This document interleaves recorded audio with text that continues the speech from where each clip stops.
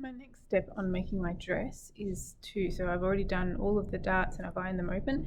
Now I'm going to join my bodice pieces together at their side seams. Now I've put notches in here, so I should be able to go along and find a notch that will match up at my side seams. They're at the top there.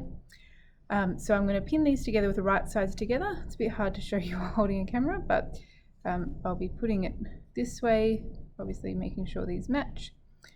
So I'm going to pin these together with the right sides together like that, and then I'll be stitching all around that. So obviously I'm going to line these up correctly. It's just a bit hard to do with only one hand.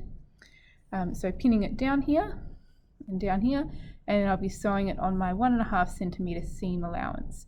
So following on my machine, my 15 guideline there, having the fabric following that line. So I'll sew up one and show you how it looks, and then I can show you sewing up a second one. So as I'm sewing these up, just sort of couple of good pointers to remind you of. When I'm pinning, I do like to have my pins facing out this way.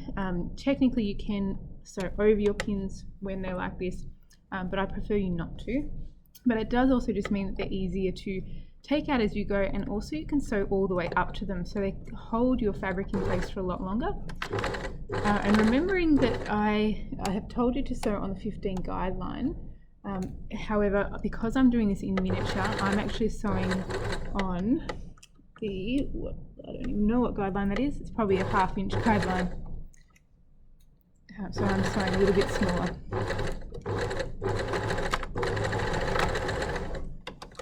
The other thing I wanted to just point out too is don't get thrown off and think that it's wrong if you have these pieces looking like they're not matching at the moment.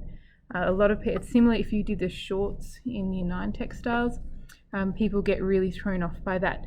Remember, this is connected to a front and this goes around the back. They never actually have to join up together, so that's right that they look different. Even when I come later, I'm not going to do it yet, but when I come later to join up that shoulder seam, I still don't want these to match up. See how the front piece is actually billowing more? That's actually correct, so that's fine. Don't get thrown off and think that you've done the wrong thing on that. So those two sides are sewn up. So now, if you can see it all on the camera, we have the whole piece like this. I'll do it to the lining as well, so I keep doing everything to the lining at the same time as I'm doing it to the front piece, so to the good fabric, because then if I need to make changes, I'm making them both at the same time. So I'll sew up the lining, and then I'm going to iron my seams open. Now, because we are going to be putting a lining into this, I don't need to overlock my seams. When I come to my skirt, if I'm not going to be putting a lining, which I won't be, I will overlock my seams. In this case, I'm just going to iron them nice and flat and open as open seams. So I think I'll pause this video for a second and I'll show you what they look like spread out on the table once they're all sewn together. So this is what it should look like when they're all sewn and pressed open. So you can see my seams are pressed nicely open this way. So if I look at them from the right side, I can start to see the shapes coming together.